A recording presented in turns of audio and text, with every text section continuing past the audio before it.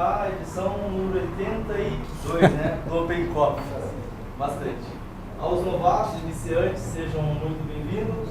Aos já veteranos, é um prazer estar revendo todos aqui. Pessoal, vamos dar início ao Open Coffee. O Open Coffee é uma iniciativa do Mover, que é o Movimento Empreende Ribeirão. É uma das iniciativas, né, onde eu faço parte do Mover e todos aqui também fazem parte do Mover, também do Open Coffee, que é meu e de todos ao mesmo tempo aí também. Eu costumo falar que eu sei que já surgiu negócios, já surgiram bastante parcerias.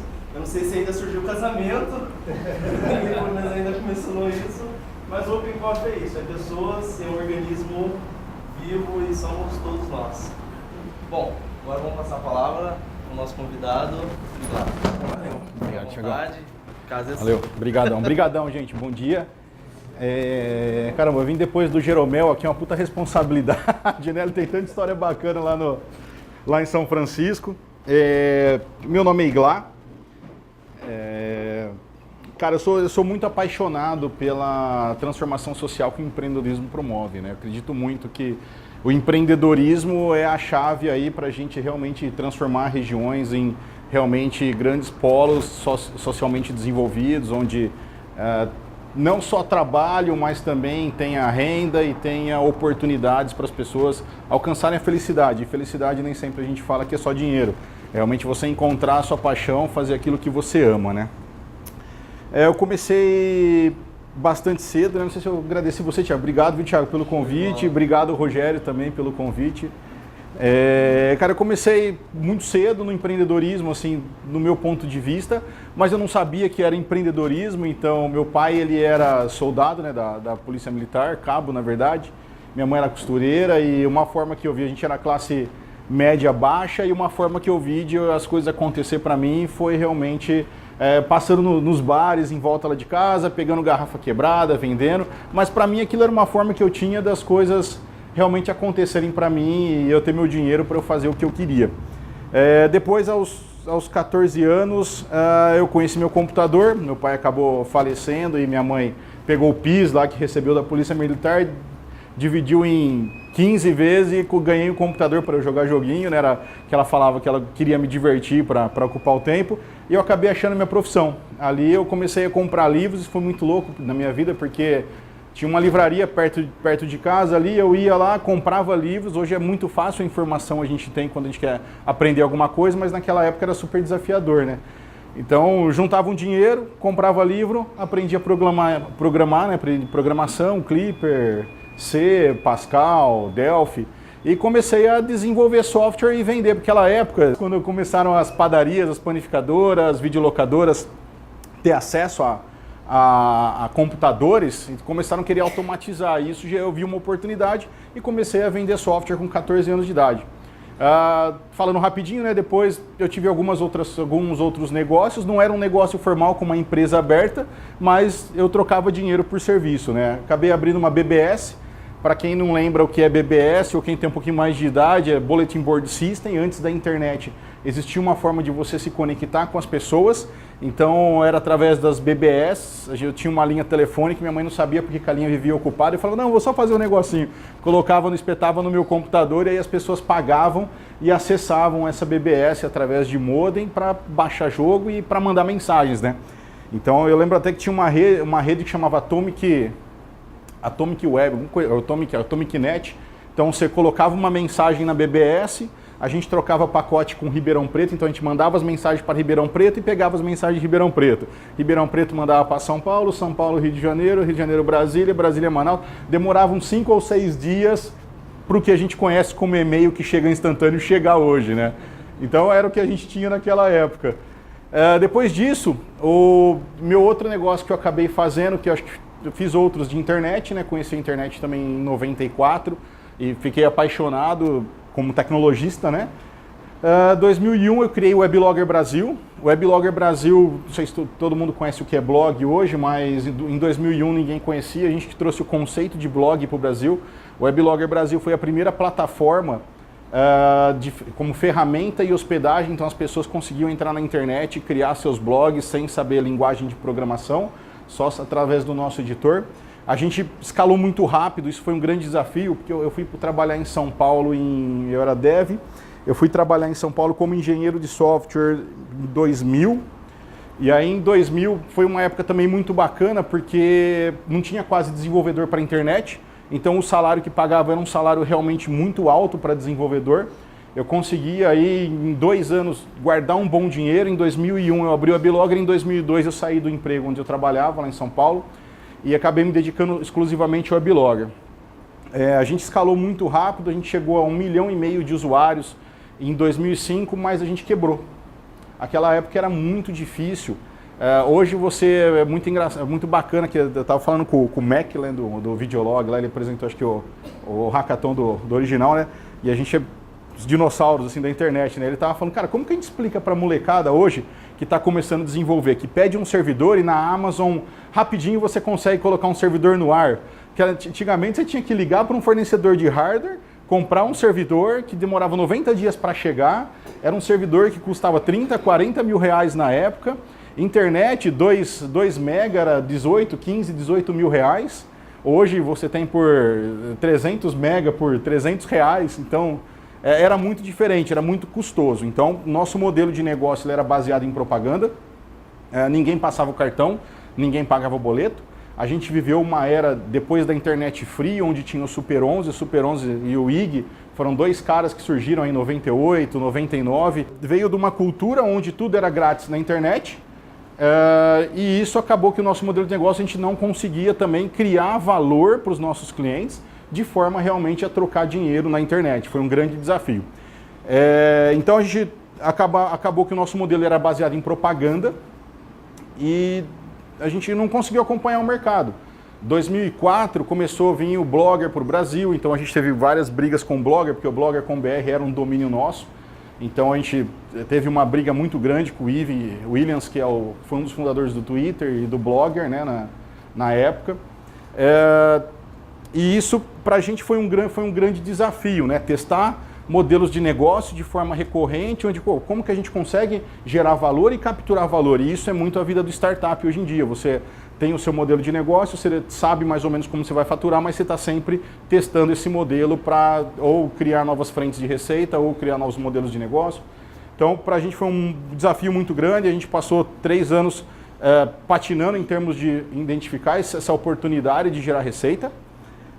Depois começaram a criar, então o UOL criou o blog do UOL, o IG criou o blog do IG, e aí os nossos anunciantes falaram, pô, chega lá, legal, você tem 1,5 milhão de usuários, mas pô, você pegar a rede do UOL tem 25 milhões, pô, eu vou deixar 10% aí do que eu invisto hoje aí, eu deixo 10%.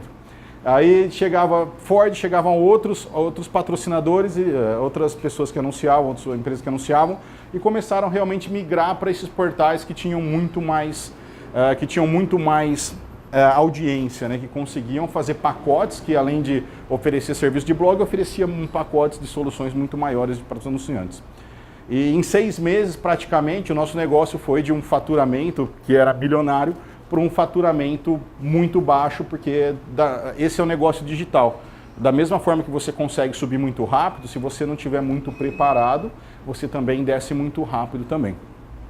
Esse foi um baita aprendizado para mim, quebrei assim muito, e quando você não está preparado para quebrar, naquela época também não tinha investimento, então você tinha que fazer dinheiro do bolso, então em muitos momentos a gente acabou, saía do Abilogger, a gente trabalhava fora, fazia um freela, voltava, colocava dinheiro no caixa para andar, recebia do anunciante, pegava um software para desenvolver, então isso foi um pouco do que a gente viveu ali de 2001 a 2005, eu tinha mais 3 sócios, e a gente chegou a ter um time de 12 pessoas trabalhando dedicadamente por Abilogger. Nessa época, um pouquinho antes da gente quebrar, a gente já estava com visibilidade que estava quebrando, a gente criou uma ferramenta chamada eForces. Não sei se alguém usa MailChimp, conhece o MailChimp, então era uma ferramenta muito parecida, era uma ferramenta que enviava e-mail em massa, segmentado, bem bacana, porque como a gente tinha 1,5 milhão de usuários, isso é o que acontece na startup também, que é muito bacana. A gente viu que a gente precisava de uma solução que enviasse e-mail de uma forma bem eficiente, e aí a gente criou o eForces. Isso aí foi em 2004, mais ou menos, um ano antes da gente quebrar. De repente a gente viu que, como a gente tinha, os anunciantes vinham muito de agência de publicidade, Thompson, Young Hub, a gente acabou fazendo um spin-off dessa ferramenta, porque o pessoal falou, pô, Iglar, você consegue enviar e-mail de forma eficiente? Deixa eu usar para o meu cliente e ver se eu consigo também essa sua ferramenta. E a gente viu que tinha uma sinergia com os anunciantes, então a gente fez um spin-off, que é uma cisão, a gente separou as empresas, o que era o eForce e o que era o Weblogger. A Weblogger se tornou um cliente da eForce e a gente começou a ofertar esse serviço de e-mail marketing no mercado. 2005, quando a gente estava quebrando, a gente falou, cara, a gente tem que desfazer de alguma coisa. Ou a gente acredita no eForce, ou a gente acredita no Weblogger. Como o Weblogger continuava ainda com mais de 1 milhão de usuários, a gente falou, pô, vamos vender então o eForces, que o Weblogger é muito mais potencial. E a gente vendeu o eForces, e o que aconteceu foi que a gente acabou pegando dinheiro e conseguindo pagar um pouco das contas do Weblogger, porque o Weblogger realmente não foi sustentável. Depois, aí, falando um pouquinho mais para frente, veio o Peixe Urbano ali 2007, 2008 e conseguiu realmente jogar para o mainstream, popularizar o pagamento na internet, né? Foi mais ou menos ali 2008, 3 anos antes da gente quebrar, e a gente acabou fechando o Weblogger em 2008, a gente fechou. 2006 quebrado, eu saí, fui para a Europa, trabalhar em Portugal. Depois voltei para Araraquara, que é minha terra natal, a EDS me abriu a porta lá para eu trabalhar com eles, e aí fiquei durante 10 anos, aí depois a HP comprou a EDS e acabei ficando durante 10 anos na HP, aonde eu saí o ano passado eu falei para minha esposa assim, vou voltar para empreender de novo. Ela falou, o quê? Já tinha 5 anos pago conta, aí foi um baita desafio para mim convencer em casa, porque minha esposa tinha passado comigo tudo que eu já tinha passado, a gente era namorado, né, mas a gente tinha passado junto e foi um baita desafio, mas eu falei, calma, não, vamos mais estruturado. Então, assim, nesses 10 anos acabei conseguindo juntar um bom dinheiro para conseguir me preparar de novo. É aquilo que eu falo, cara, o empreendedor não adianta, ele sempre vai buscar uma solução e uma saída para ele realmente conseguir criar coisas que ninguém espera, né? Que só ele acredita que realmente vai ser útil ou que vai realmente solucionar os problemas no mundo. Falei, não, eu vou segurar. Aí, desde 2010, pela HP, eu vou para o Vale do Silício todo ano. Mesmo como apaixonado, é um lugar que eu amo muito lá, né? E aí, em 2016, eu falei, não, eu vou investir num formato diferente de educação. E aí eu vou chegar um pouco na Academia PME, que é a empresa que eu fundei hoje. Vou fazer um modelo. Falei, cara, como que um mercado tão competitivo, que é o que a gente tem hoje, onde Netflix, estava escutando, acabou com a Blockbuster, onde você tem aí o WhatsApp derrubando gigantes como Telefônica, como TIM, nos modelos de SMS, de messaging, como que os grandes empreendedores hoje, que realmente estão fazendo coisas muito relevantes, estudam, como que eles mantêm os seus negócios relevantes ao ponto de crescer muito rápido e não dar espaço para que tenham outros entrantes. E aí eu falei, cara, eu vou conversar com esses caras. E aí eu cheguei para o meu líder na HP e falei, olha, eu estava como executivo de entrega, né, eu estava com mais de 200 pessoas no meu time, o contrato que eu gerenciava era um contrato de mais de 160 milhões de dólares, ou de reais, desculpa, o contrato. E aí eu cheguei para ele e falei, olha, eu preciso dar uma parada aí uns 6 meses, aí que eu vou fazer um trabalho de pesquisa, que é o meu sonho. Eu tinha muito sonho de estudar em Harvard, no MIT, em Stanford. Vou parar um pouquinho e eu quero fazer uma pesquisa. Ele falou, cara, você quer me ferrar, né? Pô, como que você vai parar agora? Eu falei, não. Aí ele me ajudou, eu consegui me manter trabalhando na HP, só que fazendo umas outras atividades. Fiz a transição da operação que eu tomava conta, que era a operação do Grupo América Móvel de Telecom, né, que tem NET, que tem Claro. Fiz uma transição e aí fui para os Estados Unidos, fiz minha agendinha ali nos Estados Unidos, então eu passei por Austin, passei por Boston, Nova York, Miami, São Francisco, ali o Vale do Silício e Los Angeles, para falar com os brasileiros. Falar, cara, como que esses caras estão aprendendo aí fora e trazendo esse conhecimento e criando negócios realmente relevantes? E depois eu passei aqui no Brasil também, fui mais para Belo Horizonte e São Paulo, né? Mas falei com bastante gente do Sul, bastante gente do Rio de Janeiro e Nordeste para complementar essa pesquisa, né? Então eu acabei me matriculando, fazendo um curso de inovação, um curso executivo de gestão de produtos e inovação em Harvard. Passei uma semana lá dentro trabalhando junto com outros empreendedores. Então, por exemplo, conheci o responsável por inovação global do Manchester City, tinha gente da NASA, tinha caras realmente muito bacanas que compartilharam conhecimento para essa pesquisa. Depois também acabei indo para Stanford. Stanford aí é um hack que eu quero compartilhar. Vou compartilhar com vocês alguns hacks, que são alguns atalhos do que eu faço no meu dia a dia, falando sobre o futuro da educação. Então, eu não paguei Stanford para estudar. Existe um conceito lá que se chama Audit Student. Audit Student é quando você não vai receber o diploma, mas você chega lá e fala para o professor, posso assistir essa aula porque é relevante para a minha vida de alguma forma? E o professor, Harvard é mais difícil, eu tive que pagar, não teve jeito, não consegui.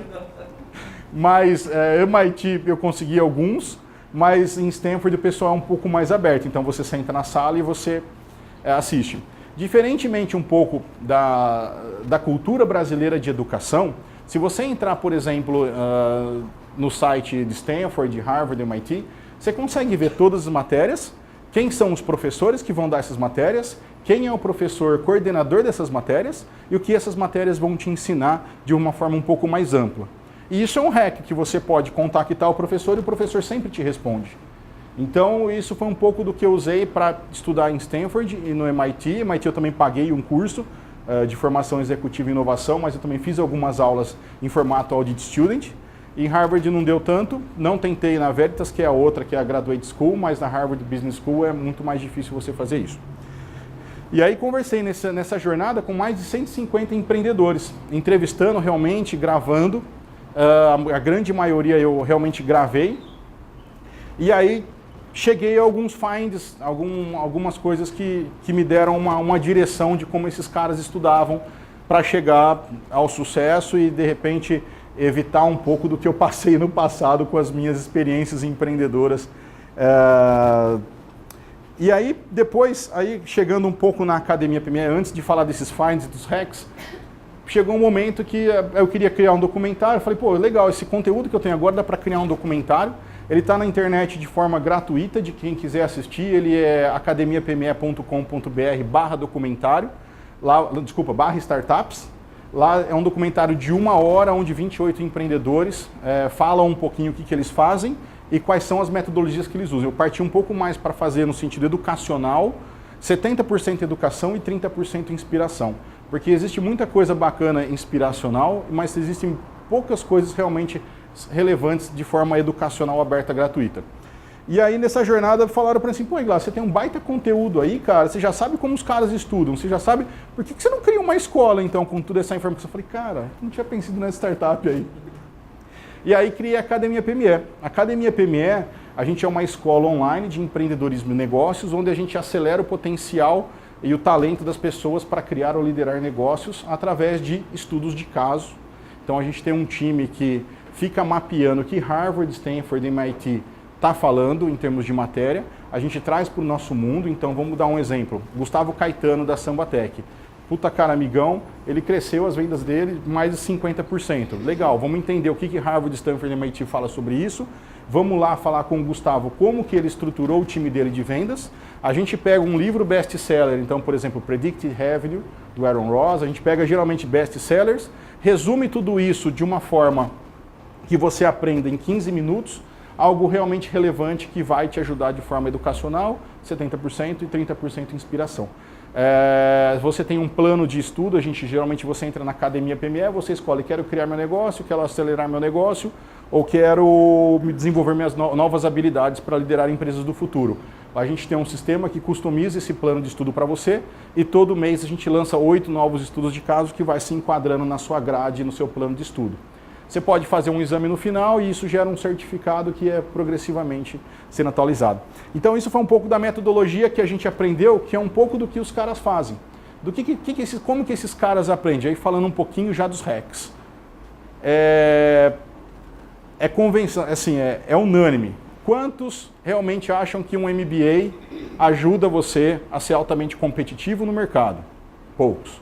O MBA, ele te dá uma logomarca, ele te dá um branding, ele te dá networking, ele gera valor na sua carreira, mas ele não é o grande diferencial que vai ajudar você a ir realmente longe. O ponto mais relevante que a gente pegou nesse estudo de caso nesse trabalho é assim, todos estudam com alguém que está em frente, que está um pouco mais à frente, e ensinam quem está um pouco mais atrás. Então isso significa assim, que todos compartilham conhecimento com quem busca, e todos buscam conhecimento com quem já está um pouco à frente. Então, por exemplo, eu falei com o fundador do iFood, falei com o Patrick recebeu a gente lá no Vale do Silício. Hoje ele não está mais no iFood, ele mora do lado lá da casa do Steve Jobs, do lado da casa do Larry Page. E ele foi realmente uma das pessoas que criou o iFood. O iFood hoje é uma das maiores startups que a gente tem no nosso cenário brasileiro. Em termos de receita, em termos de valuation.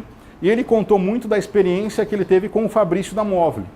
Quando o Fabrício da Movile realmente começou a trabalhar com um processo de mentoração com eles. Então, mesmo o Gustavo Caetano, mesmo o Gabriel do Quinto Andar, que também está revolucionando o mercado de imóveis. Então, todos esses caras, eles estão tentando, eles sabem o que eles precisam fazer e o caminho deles, só que eles vão estudar sempre com quem está mais um pouco à frente.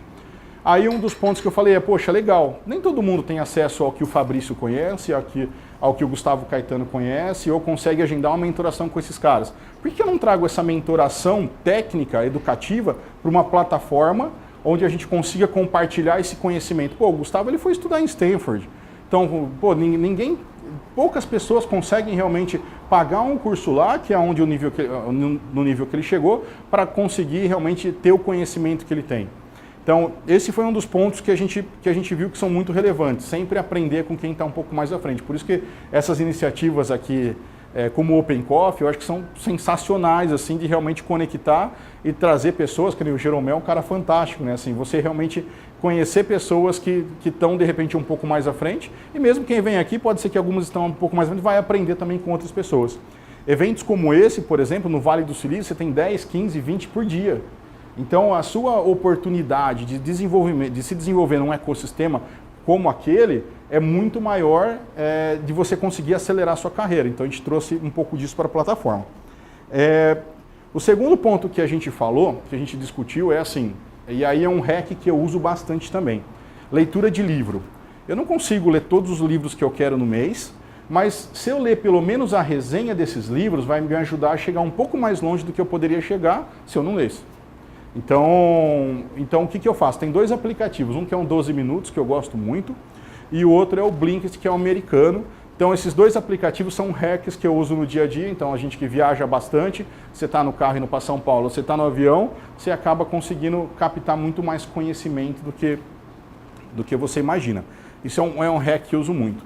Outro hack muito legal que a gente usa na Academia PME para consultar e entender um pouco de futuro é relação com os investidores.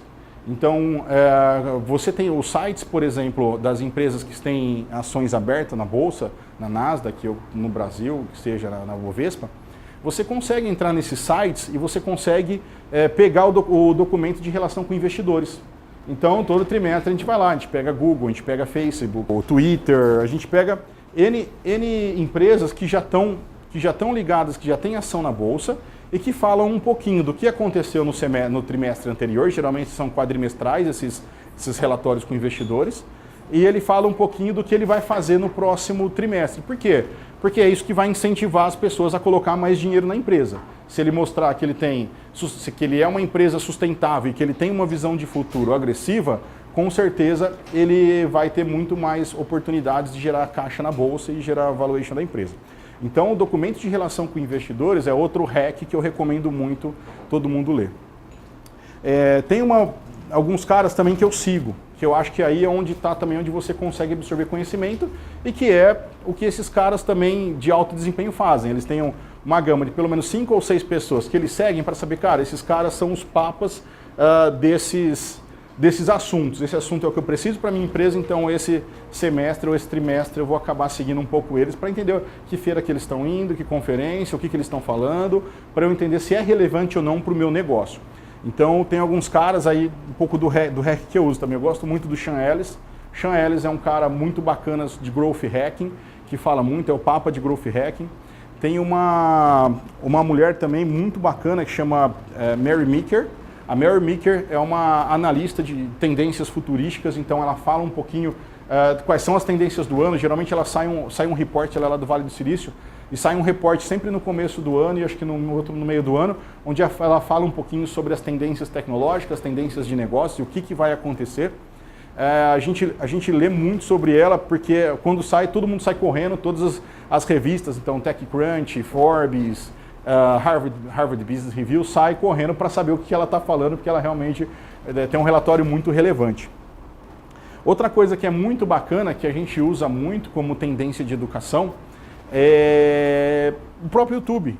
Cara, se você vê o canal de Stanford no YouTube, é um negócio fantástico, o canal de Stanford. Então, Stanford são vários canais que tem no YouTube, então tem o Stanford Online, Graduate School, e tem mais um que eu não me lembro, não me recordo qual que é, mas se você colocar Stanford lá e se inscrever, fatalmente toda semana você vai receber o relatório de coisas muito legais que eles estão falando. E Stanford, no meu ponto de vista hoje, ele é um dos grandes propulsores do Vale do Silício.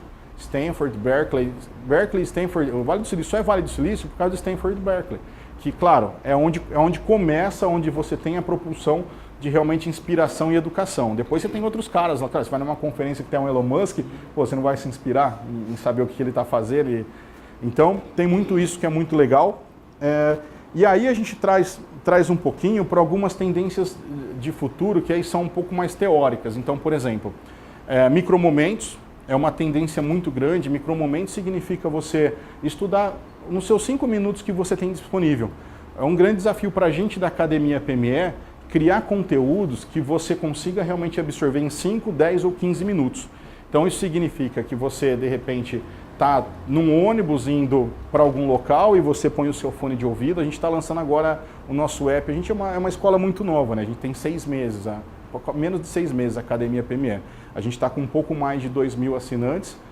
Ainda não estamos ganhando a atração que a gente desejaria, mas está num caminho muito bacana. A gente está ainda entendendo o mercado educacional. É que a gente está testando muita coisa para sair realmente do convencional. Então o micromomento é muito isso, é você usar 5 minutos do seu dia, ou 15 ou 10, para você absorver um conteúdo relevante para você.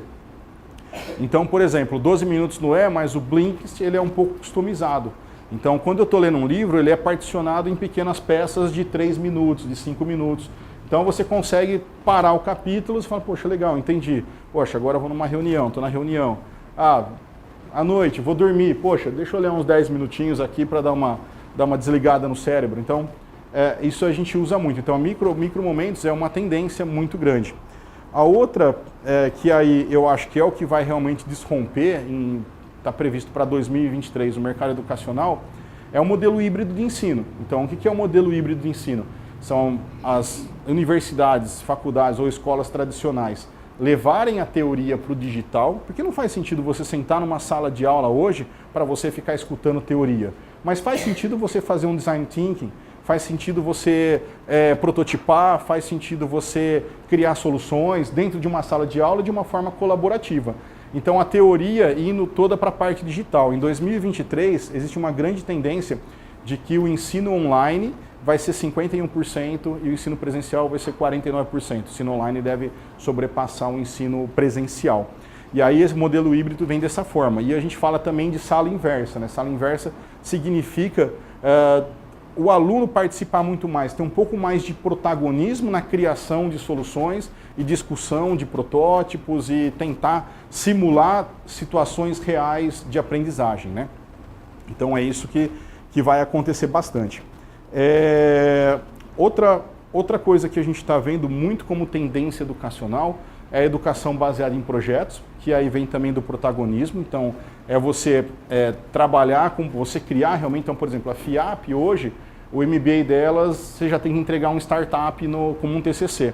Não existe mais um TCC tradicional, onde só é pesquisa, é realmente um TCC hands-on. Porque quando você faz um MBA, você vai para aprender business, você vai para melhorar a sua carreira. Não é, e muito ensino tradicional hoje ainda faz TCC como se fosse um trabalho de graduação, né? É diferente, você já está no mercado, você já está inserido, você quer crescer na sua carreira. Então tem muito isso. Lá na Global Labs, ontem, não falei da Global Labs, mas assim, a academia é um dos meus negócios, eu tenho outros negócios, um deles é a Global Labs. A Global Labs ela é um hub de inovação.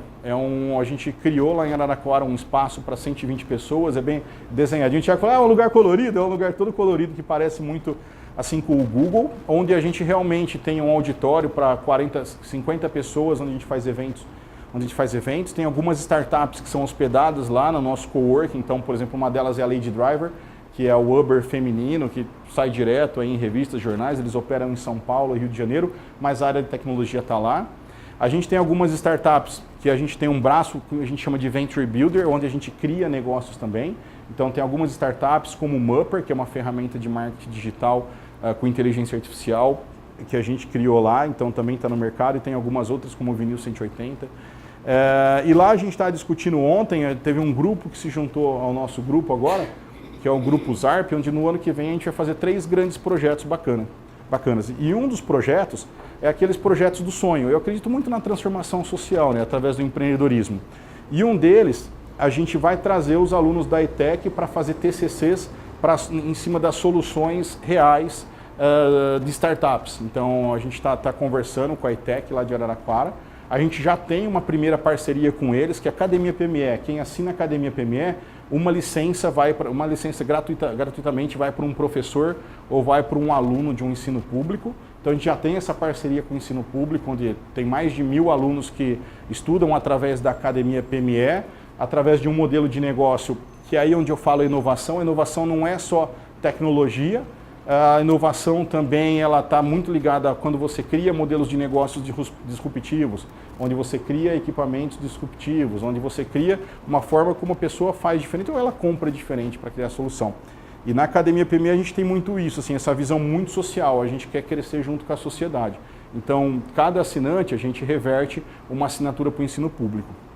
E lá, agora na Global Labs, com essa expansão nossa, a gente vai estar fazendo um projeto onde os alunos da ETEC vão estar fazendo TCCs para as startups que estão hospedadas dentro da Global Labs.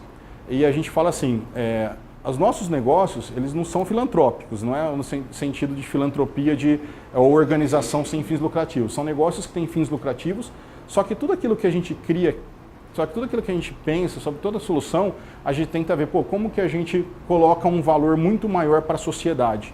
Então é isso que a gente sempre tenta fazer nos negócios lá, né? Basicamente é um pouco disso, essas são as tendências que a gente vê. Harvard também é um negócio muito bacana quando a gente fala em metodologia de ensino.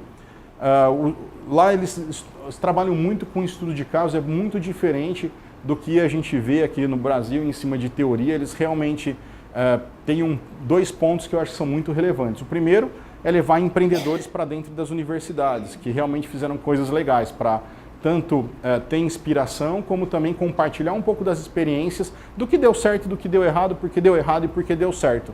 Que é isso, eu acho que cria atalhos, que ajudam os alunos a realmente criar atalhos. O segundo ponto que eu acho muito bacana é a desconstrução do estudo de caso. Então, eles realmente, os professores focam em ir nas empresas, entender as métricas, entender o que houve, entender o progresso, e trazer para dentro da sala de aula realmente um modelo onde os alunos ajudem a desconstruir esse modelo e entender por que teve sucesso, por que não teve, quais foram os pontos positivos e negativos. Então isso a gente vê que eles estão bem à frente no formato de aceleração. Eu falo que o futuro também da educação tem 2 pontos importantes. Eu estava com a apresentação, não lembro todos, então eram 8, mas já passei acho que com 5, vou passar mais 2, que agora lembrei, que é personalização e aceleração. Então, personalização significa que cada indivíduo, cada pessoa tem um desafio diferente de negócio. Então, pode ser que o Thiago, o desafio dele agora seja crescimento, ao mesmo tempo que o meu desafio seja contratação e estruturação de equipe. Por que a gente está numa sala de aula junto, estudando finanças? Se isso aí não é o nosso desafio agora, não é o que a gente precisa nesse momento. Então, assim, no modelo tradicional, você acaba desperdiçando um pouco de tempo também com coisas que, na verdade, não vão ser produtivas para você naquele momento. Não que elas não sejam importantes, mas que elas não são produtivas para você naquele momento. E aí a personalização é muito isso. Então, por exemplo, o Thiago ele pode puxar as matérias de growth e fazer, de crescimento e fazer um pouco mais dessas matérias, e eu posso puxar as matérias de gestão de pessoas para estar fazendo dessa forma. Isso é o que a gente fala de personalização. Cada pessoa também tem uma velocidade diferente. Algumas pessoas precisam de um pouco mais de tempo para entender, amadurecer e realmente aplicar. Outras pessoas conseguem ler e aplicar no mesmo dia. Então, essa diferença também e a escola hoje tradicional, ela fala que todo mundo é igual, todo mundo tem a mesma necessidade e você vai ficar 1 ano e meio lá fazendo aquilo que ela fala que você tem que fazer porque aquilo é bom para o mercado. E o mercado está competindo de uma outra forma, né? As pessoas cada vez mais estão buscando os formatos alternativos para realmente atingir seus objetivos. Então tem muito isso.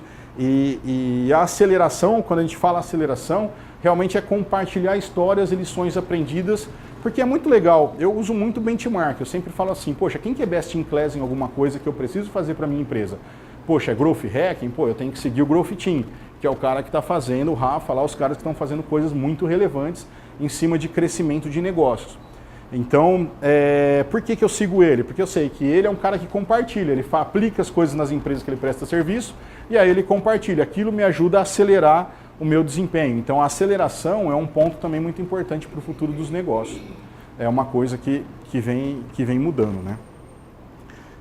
E aí, basicamente, é isso. Assim, uma coisa que aí eu falo também que não é hack, mas é prática empreendedora, é assim, faça. O perfeito é inimigo do... Como que chama lá? Do feito. Melhor feito do que perfeito. Então, assim, faça, mede, e depois aprenda e faça de novo. Só que faça muitas vezes rápidos. É o processo, o PDCA, né, que a gente chama, né? Cara, não fica planejando, assim, a gente conhece muita gente que planeja, passa 2 semanas, reunião. Claro, planejamento mínimo, faz uma análise, quem que é best in class? Quem está fazendo alguma coisa que realmente é relevante em cima daquilo que eu preciso? Vou lá e olho. Entendi como esses 3 caras estão fazendo, agora eu vou trazer para o meu mundo. O que é aplicável no meu mundo? Legal, vou lá e faço. 2, 3 dias, você mede e você tem um resultado. Você saiu do plano A para o plano B. A hora que você está no plano B, você aprendeu. Aí você vai, legal, vou melhorar, vou para o C. E quando você começa a ter essa prática de experimentação, a sua aprendizagem, você vai ver que é muito rápida. Você começa a ter uma prática muito rápida de aprendizagem, né? E a outra parte que eu uso também, que é um hacking que eu gosto muito, é mentoração. É realmente, nesses eventos, quando você conhecer pessoas, poxa, vamos marcar um café depois, vamos trocar ideia, você sempre vai aprender muita coisa. Independente do nível da profissão, de como está a empresa, cara, qualquer relação, você aprenda. O primeiro que eu falo é, claro, ajude. Primeiro você ajuda, reciprocidade, e depois você vai receber em troca alguma coisa que seja do grupo ou da própria pessoa, que é um conhecimento que é muito relevante também. Então, assim, procure aprender nas relações humanas que, independente do setor, independente do segmento, a profissão, você sempre vai aprender alguma coisa nova que é muito relevante para você, né? Sim, eu acho que o mercado educacional brasileiro, ontem eu estava deitado lá com a minha esposa, eu não vi a propaganda, ela estava comentando comigo, a gente estava conversando um pouquinho sobre educação, porque ela gosta muito, eu sou apaixonado por educação, e tem uma propaganda, se eu não me engano, do Ministério da Educação que tá rodando, que, sei lá, mostra que os pais se esforçaram muito. Ela estava contando para mim, mostra que os pais se esforçaram muito, e aí o menino conseguiu estudar, e aí ele foi 10 anos, trabalhou, estudou no Canadá e voltou depois de 10 anos. Pô, por que ele precisou ir para o Canadá estudar? Não faz sentido. Poxa, seria mais sucesso esse comercial se ele tivesse estudado aqui no Brasil, e tivesse tido sucesso no Brasil e resolvido problemas no Brasil, que na verdade você se forma para isso, para criar soluções para a sociedade. Então é um negócio muito louco, assim, e aí se você vê, eu acho que o cenário brasileiro ele é muito desafiador porque ele é paternalista. Então, os professores, a maioria do que são universitários, não ganham salários baixos, ganham salários razoáveis, o salário dos professores. Poderiam ganhar sim melhor, eu imagino que diferente do que aconteça, mas ele passa num concurso onde gera estabilidade para ele. Eu estava conversando outro dia com um professor da USP, ele falou, cara, eu vou dar 8 horas de aula, cara, eu vou ganhar a mesma coisa. Se eu der 12, cara, a diferença não compensa para mim, cara. Pô, verba de conferência, cara, eu recebo um monte, eu pego o cara é pós-doc. Eu pego o dinheiro lá e, cara, ajudo o mestrando, pago uma conferência para ele fica feliz, eu fico feliz, e ninguém tem que me cobrar. Pô, o reitor não pode, ele não vai me cobrar. Tem a legislação brasileira, ela tem um item lá que o professor não tem que reportar para ninguém o que ele está fazendo. Então isso é um protecionismo que é desafiador, né? E tem um problema cultural muito louco, assim, cara, que você vai falar, poxa,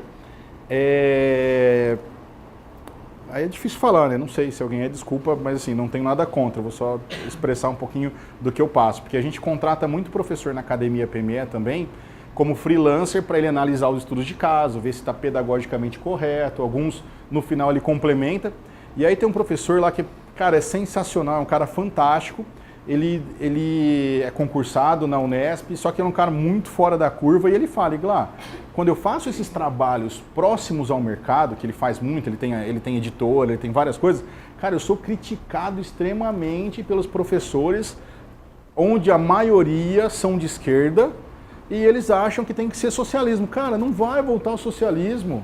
Assim, a gente tem que criar soluções para a sociedade. Assim, os empreendedores, o que eles fazem? Qual que é o benefício deles? Criam soluções para a sociedade. Estava falando com o Thiago, estava falando da startup dele. Então, cara, a pequena empresa, não sei se todo mundo sabe, mas é fantástica a startup do Thiago.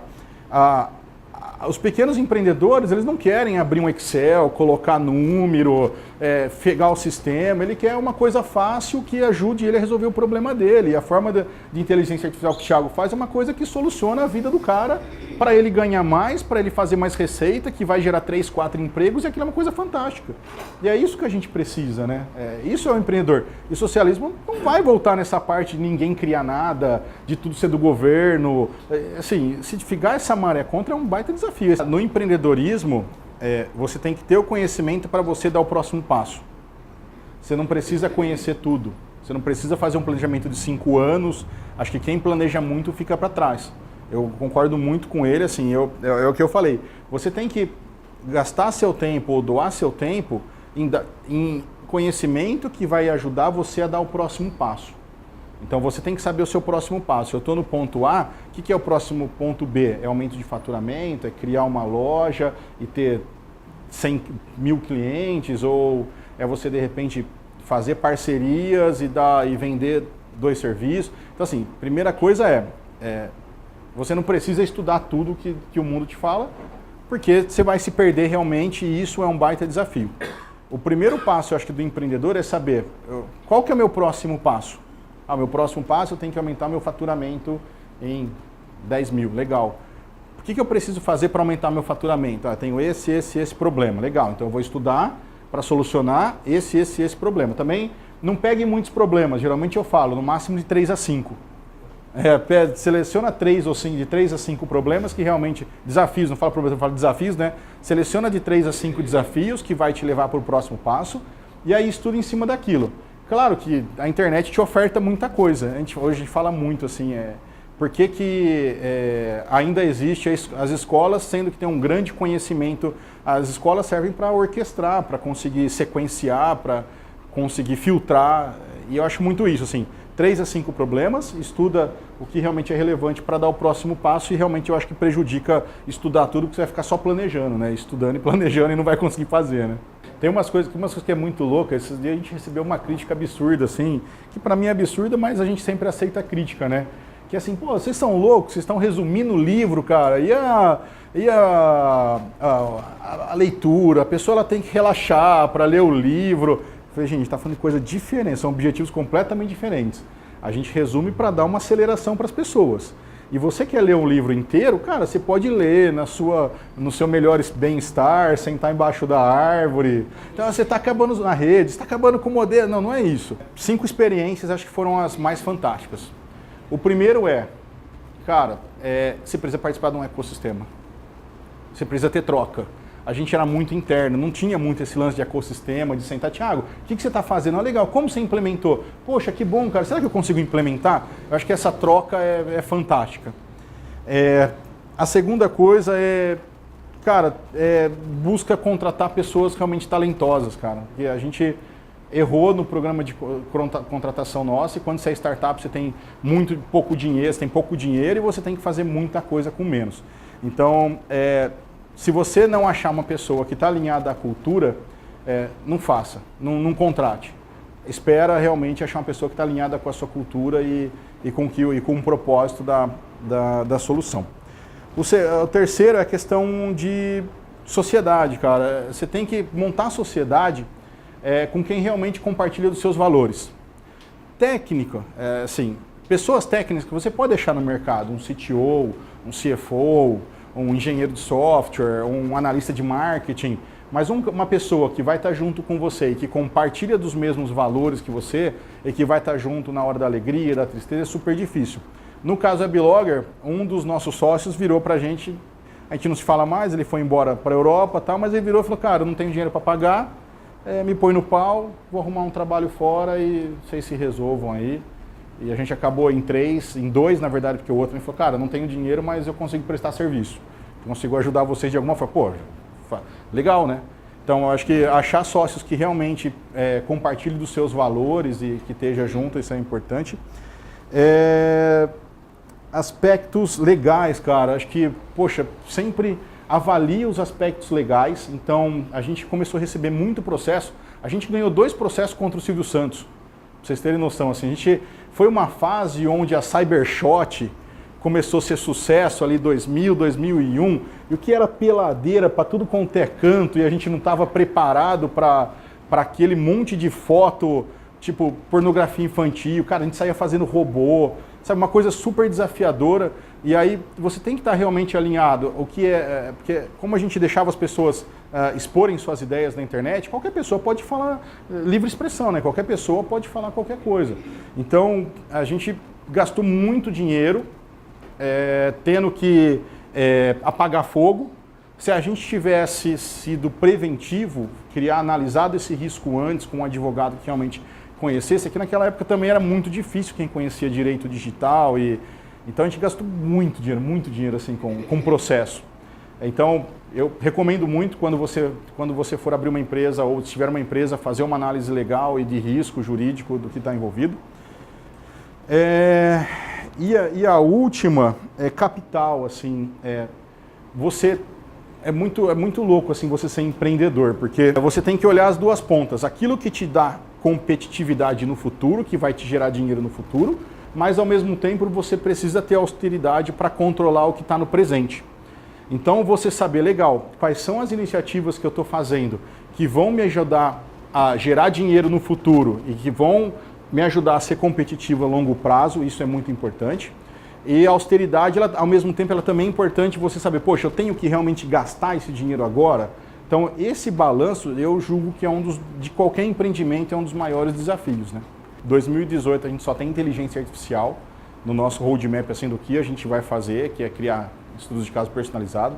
A gente não tem ainda realidade aumentada nem realidade virtual, porque a gente está tentando ainda manter um formato simples de aprendizado. Então, por exemplo, a gente vai lançar em janeiro áudio, você vai estudar em áudio, porque a gente quer pegar micromomentos.